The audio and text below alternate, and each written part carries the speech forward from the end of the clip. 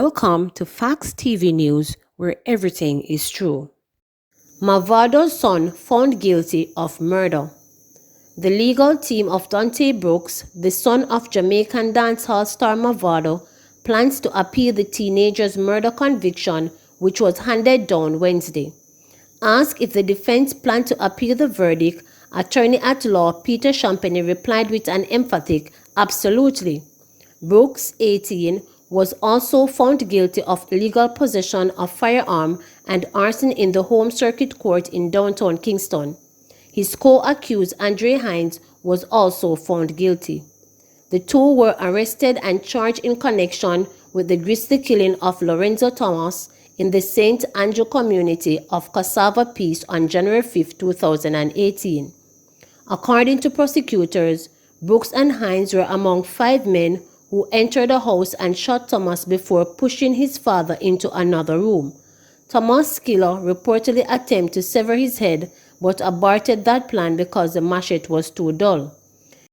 They then allegedly poured gasoline on the house and body before setting them on fire. Prosecutors relied on the eyewitness testimony of Thomas's father, who indicated that he knew his son's killers from the community. Man charged for triple murder in Kingston. Detectives assigned to the Major Investigation Division say they have charged one man in relation to the January 15 triple murder on Lincoln Crescent, Kingston 5. The accused is 21-year-old Siobhan Young, otherwise called Shreps, of Cyprus Hall, St. Andrew. Young has been charged with the murder of 34-year-old Jermaine Lawson, 29-year-old Anthony Barrett, and 20-year-old Mark Nation, all of Kingston addresses. He was also charged with illegal possession of firearm and ammunition. Reports are that about 3:30 p.m., all 3 men were standing along the road when they were attacked by armed men traveling in a Honda CR-V who opened fire, hitting them. The men were taken to hospital where they were pronounced dead. Young was charged following an identification parade. His court date is being finalized. Suspect in murder of female Canadian promoter held in Trelawney. The man who was being sought in relation to last week's murder of Natoya Alcinder, a popular Canadian events promoter in St. Anne, was arrested in Trelawney on Tuesday morning. He was held sometime after 11 a.m. by police personnel in the neighboring parish. In confirming the arrest, head of the St. Anne Police Superintendent Dwight Powell said the suspect is now in the custody of the St. Anne Police. He is presently being questioned, the senior lawman reported. The suspect is said to have been in a relationship with Alcinder up to the time of her death.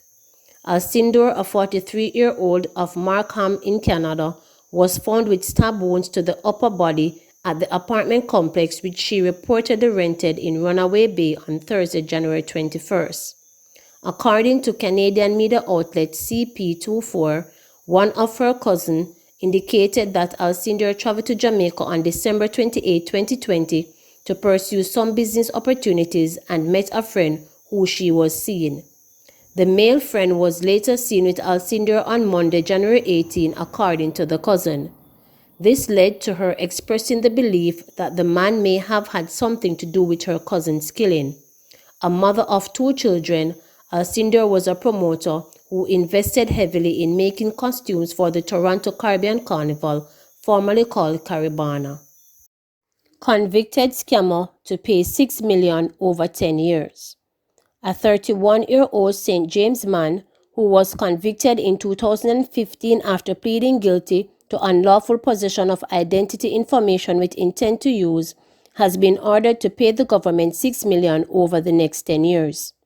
The payment is part of a pecuniary penalty order obtained by Financial Investigation Division (FID) under Proceeds of Crime Act (POCA), which was filed in court. In a media release, FID explained that Romando Fletcher reportedly benefited to the tune of $11.4 Jamaican from his participation in lottery scamming activities over a 4-year period leading up to his arrest 2014. FID says Fletcher's role was to collect remittance and direct transfer to his bank account following which he withdrew the funds, thereby ending the paper trail. Following his conviction, Fletcher lost his employment in the hospitality sector. He claims to now be employed in the construction industry as a mason.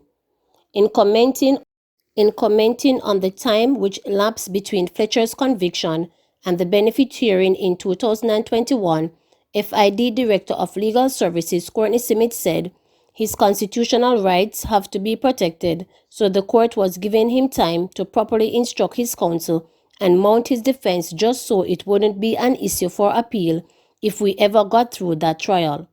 We eventually decided to settle this matter because, having looked through the evidence, he was unable to mount a reasonable defense."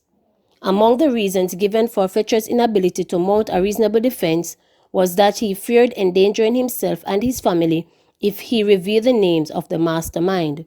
His defense counsel indicated he was impoverished at the time of his arrest. When arrested, a sum of just under $500,000 belonging to Fletcher in a saving account was seized. Following the submission of the arguments from the FID and Fletcher's defense counsel, he consented to the following: forfeiture of the funds remaining in his saving account plus the interest accrued, payment of the sum of Jamaican $6 million to the government as a pecuniary penalty by order made under the POCA. The full benefit of Jamaican $11.4 million becomes due and payable should he commit another scamming-related offense. Given the circumstances outlined, the FID says it has agreed to receive payments being made in monthly installments of 50,000 Jamaican dollar until liquidation about 120 months. This is a young man who will be paying this money every month for the next 10 years. If he keeps up a legitimate job to pay this from legitimate source of income, it is highly unlikely that he is going to return to the life of scamming again, Smith said.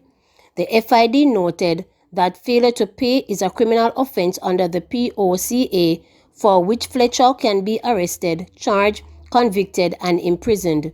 The debt will remain to be paid in full plus interest accrued from the prison term. Please remember to subscribe, like, share, and click the notification bell for daily updates.